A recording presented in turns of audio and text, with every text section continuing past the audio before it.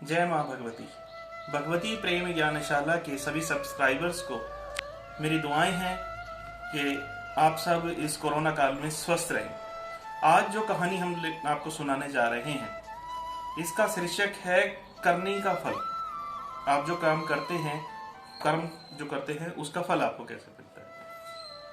एक मछुआरा जो है मछली पकड़ के चला अपने परिवार के लिए, और उसके पास एक ही मछली थी।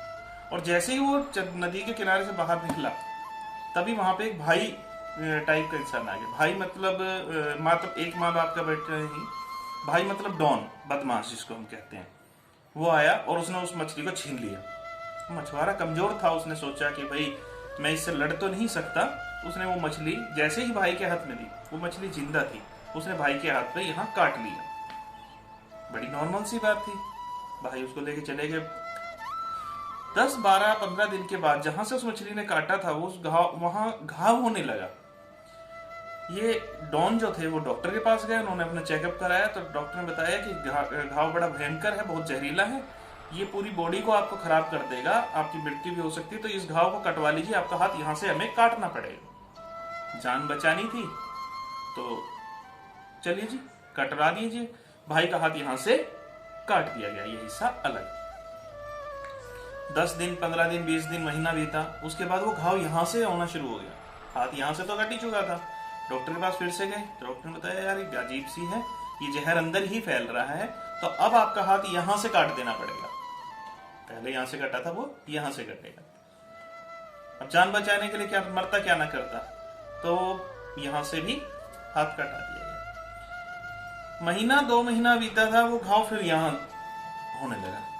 डॉक्टर भी अचंभित रह गए कि हम हर बार इसको घाव को जो है, जहर को जो है अलग कर देते हैं, लेकिन ये फिर बढ़ता जा रहा है। तो डॉक्टर ने बोला कि उस मछली का पता करो कौन सी प्रजाति की थी, ताकि हम इसका परमानेंट इलाज कर पाए। और अब आपका हाथ यहां से काटना पड़ेगा। तो अब इससे आगे कुछ बचा ही नहीं था, तो ये हाथ यहां से कट गया। यानी भाई का धीरे धीरे करके पूरा हाथ चला गया। अब वो मछली कौन सी थी इसका पता करने वो मछुआरे के पास गए। और मछुआरे से जब पूछा तो मछुआरे ने सिर्फ एक ही बात बताई कि जब आपने मुझसे वो मछली को छीना, तो मैंने सिर्फ ये मेरे मन से बद्दुआ निकली थी कि हे ईश्वर, ये मुझे अपनी ताकत दिखा रहा है, आप इसे अपनी ताकत दिखाओ। इतने से वो शब्द थे जिन्होंने मछुआरे की बात को सुन करके, उसकी बद्दुआ को मान करके, और भाई के उस बदमाश के पूरे हाथ को। तो किसी की बद्दुआओं में इतनी शक्ति हो सकती है। दूसरी शिक्षा हमें ये मिलती है कि हमें अपने से कमजोर पर अपनी ताकत का गलत इस्तेमाल नहीं करना चाहिए। हमारे जो बच्चे आज पढ़ाई कर रहे हैं, मेरी सबके लिए ये दुआ है कि वो बड़े अधिकारी बने, उनके पास बड़े बड़े अधिकार हों, लेकिन अपने अधिकारों का उपयोग किसी निर्दोष पर, किसी कमजोर पर गलत तरीके से कभी मत करना, वरना उसका जो फल होगा वो आपके लिए अनुचित होगा, है ना। तो आप अपने अधिकारों का सही उपयोग यदि करेंगे तो आपके लिए फलकारी सिद्ध होगा, और आप अपने अधिकारों का दुरुपयोग करेंगे तो आपके लिए अनिष्ट पैदा करेगा। तो आपको नई शिक्षा मिली है इस कहानी के माध्यम से।